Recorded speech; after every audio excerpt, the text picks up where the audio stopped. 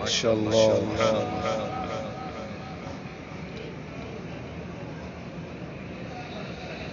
وكان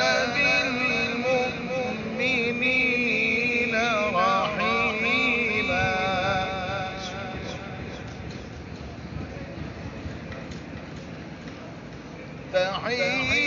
تحيتهم يوم يلقونه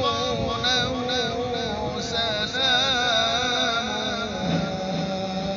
وأعد لهم أجرا